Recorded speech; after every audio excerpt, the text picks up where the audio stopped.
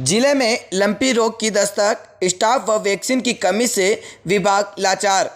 प्रदेश में गौवंश में लगातार फैल रहे लंपी रोग ने अब जिले में भी दस्तक दे दी है, जिसके चलते भोपाल सागर व घाटा क्षेत्र के लाका के खेड़ा में कुछ गौवंश में प्रथम दृष्टया लंपी रोग लक्षण होने की सैंपलिंग ली गई, जिसमें यह रोग होने की संभावना से इनकार नहीं किया जा सकता, जो कि जिले के लिए चिंता का विषय है। लंपी रोग से बचाव के लिए जिला प्रभारी मंत्री खजरावाज भी विभाग के अधिकारियों की सर्किट हाउस में औपचारिक बैठक लेकर आवश्यक निर्देश देकर अपने कर्तव्य से इतिश्री कर चुके हैं। वहीं जिला प्रशासन द्वारा भी लंपी रोग के से बचाव के लिए जागरूकता कार्यक्रम भी आयोजित किया जा चुका है, लेकिन पैर पसारने को तैयार लंपी रोग के बावजूद जिले का पशुपालन विभाग स्टाफ, व्यवस्थाओं व वैक्सीन की कमी के चलते स्वयं ही लाचार नजर आ रहा।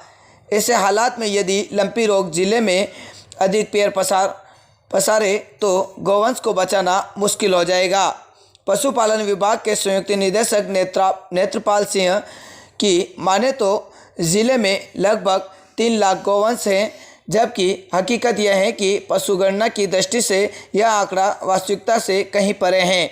विभाग के अनुसार जिले में पंजीकृत 44 गौशालाएं हैं, जहां स्थित गौवंश में भी आधे से कम गायों को टीकाकरण हो पाया है, जिसके अनुसार लगभग 7000 गौवंश का टीकाकरण किया गया है। विभागीय अधिकृत आंकड़ों की माने तो उपलब्ध गौवंश में से मात्र 2.5% गौवंश का टीकाकरण किया जाना ऊंट के मुंह में जीरा साबित हो रहा। एक और जिले में विभाग के सभी पशु चिकित्सकों में मात्र 45 चिकित्सक व 73 कंपाउंडर पदस्थापन के कारण 75% स्टाफ की कमी से जूझ रहे हैं। विभाग द्वारा संभावित लंपी रोग से गौवंश को बचाना काफ़ी मुश्किल साबित हो रहा।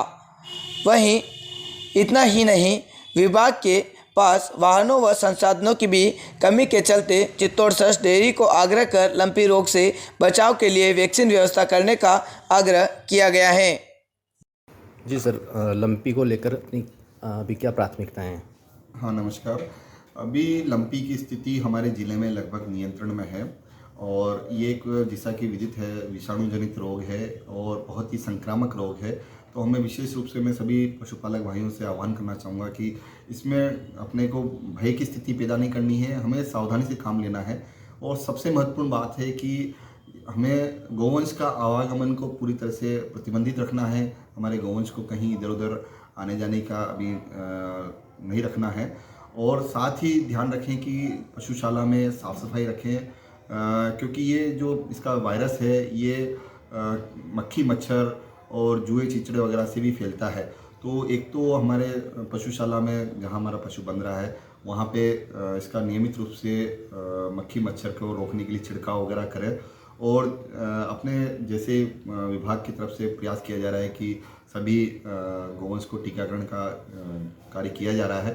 तो जल्द ही आपके यहाँ भी सभी के यहाँ टीकाकरण का प्रयास किया जा रहा है। साथ ही ज़िले में जो हमारे यहाँ पे 44 गौशालाएँ हैं उन सभी गौशालाओं में टीकाकरण का कार्य पूरा कर लिया गया है और अभी हमारे ज़िले में कोई इस तरह का संक्रमित केस नहीं है, लेकिन एहतियातन हमें सावधानी रखनी है। कहीं बाहर के ज़िले से हमारे यहाँ पे कोई गौवंश नहीं आए, इसका विशेष रूप से हमें ध्यान रखना है। हमें हो चुका है लगभग 12000 गौवंश का टीकाकरण हम कर चुके हैं और वैक्सीन की अभी थोड़ी उपलब्धता हमारे पास दिक्कत आ रही है। जैसे ही वैक्सीन हमें उपलब्ध होगी टीकाकरण की गति हम प्रदान कर रहे हैं। साथ ही आज हमने सरस डेयरी से भी निवेदन किया है, तो सरस डेयरी के द्वारा भी 2 टीकाकरण रथ का शुरुआत की गई है। कल से टीकाकरण रथ उनका भी चालू हो जाएगा, उधर से भी वो डेयरी की तरफ से भी टीकाकरण कार्य शुरू किया जा रहा है।